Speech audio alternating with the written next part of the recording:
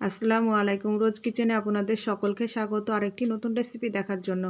আজকে আমার রেসিপি হচ্ছে 10 মিনিটে তৈরি করে নেওয়া যায় এমন একটি ভাপা পিঠার রেসিপি।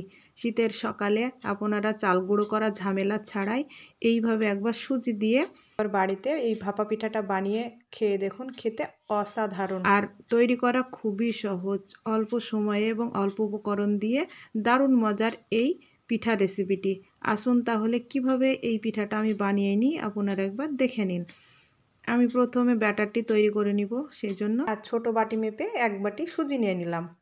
আর এখানটায় 1 প্যাকেট সুজি নিয়েছি। অল্প একটু লবণ আর 2 টেবিল চামচ চিনি দিয়ে দিয়েছি।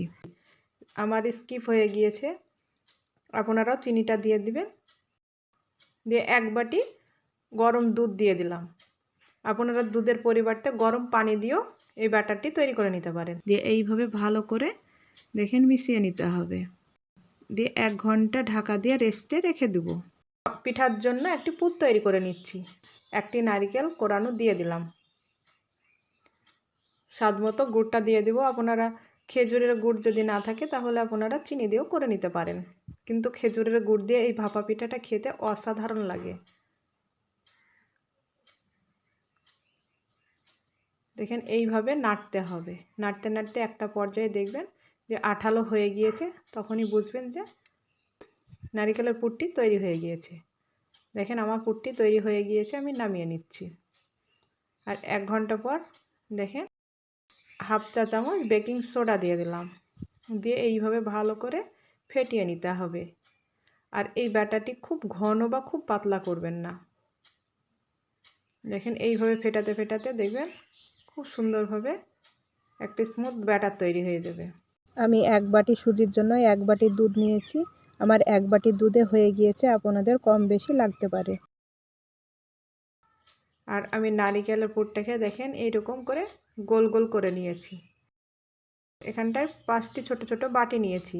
আমি বাটিগুলোতে তেল ব্রাশ করে নিয়েছি। আপনারা চাইলে ঘি ব্রাশ করে নিতে পারেন। আর আপনাদের হাতের কাছে যদি আপ্পাম প্যান থাকে তাহলে আপনারা আপ্পাম প্যানেও করে নিতে পারেন। দিয়ে 1 চামচ করে দেখেন ব্যাটারটি প্রথমে দিয়ে দিচ্ছি।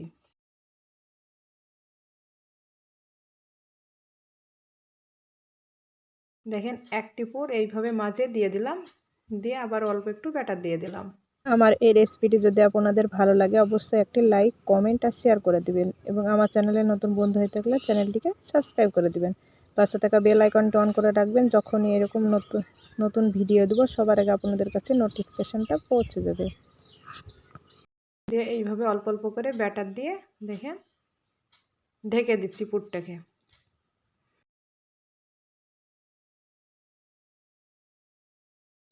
ব্যাটারটি দেওয়ার সময় একটু খালি করে রাখবেন, পিঠাগুলো অনেকটা ফুলে যাবে।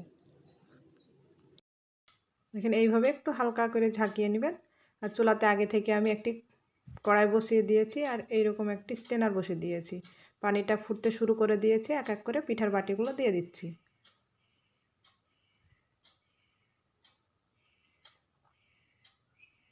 দিয়ে আমি ঢাকা দিয়ে দিলাম। 5 মিনিট পর ঢাকাটা সরিয়ে আমি কিছুটা কুচনো কাজু বাদাম দিয়ে দিলাম। আপনারা এখানটায় কাজুর পরিবর্তে কাঠবাদাম কিংবা পেস্তা বাদাম দিয়ে দিতে পারেন সৌন্দর্যের জন্য। দিয়ে আবার আমি ঢাকা দিয়ে দিলাম। আমি প্রথমে 5টা বাটি দিয়েছিলাম, পরবর্তীতে আর একটি ছোটো বাটি বসিয়ে দিয়েছি। 10 মিনিট পর চুলার আঁচটাকে আমি বন্ধ করে দিলাম। 10 মিনিট পর দেখেন পিঠাগুলো কত সুন্দর হয়েছে, ফুলে ডবল হয়ে গিয়েছে। ঠান্ডা করে আমি পিঠাগুলোকে নামিয়ে নিব। দেখেন আমার ঠান্ডা হয়ে গিয়েছে, পিঠাগুলোকে এক এক করে নামিয়ে নিচ্ছি। দেখেন সব পিঠাগুলোকে আমি চুলাই থেকে নামিয়ে নিলাম। আর দেখেন ঠান্ডা হওয়ার পরে পিঠাগুলো আপন নিয়মে ছেড়ে আসছে। আঙুল দিয়ে এইভাবে একবার হালকা করে চাপ দিবেন, দিয়ে এইভাবে করবেন, তাহলে দেখবেন খুব সহজে পিঠাগুলো উঠে আসবে। মাশাআল্লাহ, দেখেন কতটা সুন্দর হয়েছে পিঠাগুলো।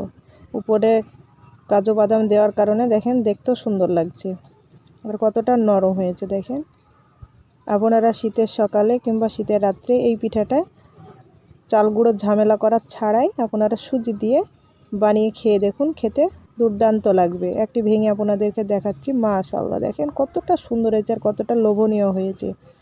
আপনারা পিঠাটি একবার হলো বাড়িতে ট্রাই করবেন, আর কেমন হয়েছে অবশ্যই কমেন্ট করে বলবেন।